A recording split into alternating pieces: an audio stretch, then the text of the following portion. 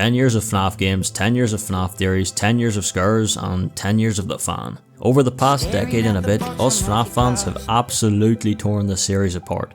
Game after game, book after book, and teaser after teaser, we have looked into every nook and cranny that these games have to offer. Yet one question remains unsolved. A question that not even the greatest minds of our generation have been able to answer. Yet today, on this video, I present you the truth. The answer to the most difficult question in FNAF. What the heck is Lolbit'S gender? Welcome back everyone to a new FNAF Explained video, the series where I explain anything and everything related to the FNAF series. I previously covered Lolbit in this series, which was so long ago I still sounded like a prepubescent chipmunk. I was reading the comments on that video when I noticed that literally 99% of the comments on that video were either telling me that Lolbit is a guy, Lolbit is a girl, or that Lolbit was like an Apache attack helicopter or something. I will be explaining this in the context of the FNAF universe and what Lolbit is in the context of the games. So with that being said, my first step was looking at Lolbit in the games. The games never really refer to Lolbit as a specific gender, which is where the confusion comes from.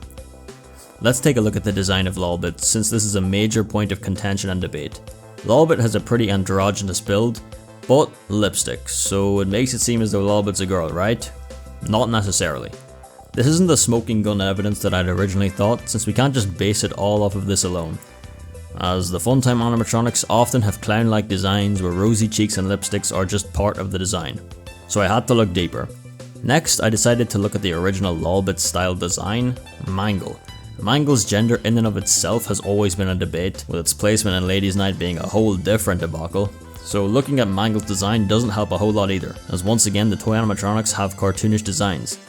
I mean, just look at Toy Bonnie. We know he's a dude, you know he's a dude, but his design is still androgynous. Man, it's even feminine enough for some Reddit goblins to get hot and bothered over. Your little pussy belongs to me. Furthermore, when we listen to Mangle's voice lines in UCN, it still isn't clear. Here, take a listen. It's so much more fun hanging out in here with you. As you can see, it sounds doubled over. Like at first thought you may think it's female, then you may think it's male. It really isn't clear. Now this confused me even more, so I scrapped the Mangle link idea and searched for another link to solve the question. And I landed on the link I originally made in my first Lolbit video, the fact that Lolbit is basically Funtime Foxy. So my theory in that video is that Lolbit is simply just a recolored version of Funtime Foxy, perhaps to be used in various locations or loaned out to different entertainment companies.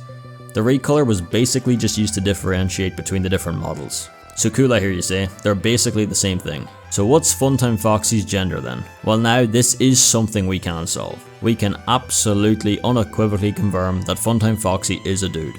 How do we know this? Just listen to his voice lines in Ultimate Custom Night. Show times are on the hour, not a moment before and not a moment later. So there we have it. Funtime Foxy's a dude, meaning that Lolbit 2 is a dude. Case closed. So that's it then, Lolbit's a dude. After all these years we finally have an answer. I hope you guys enjoyed the video. I felt like I had to make this after the feedback on my original video from all those years ago. Anyway, I hope you all have a super nice rest of your day. Have a good one, stay safe, and I'll see you in the next one. Thank you for watching.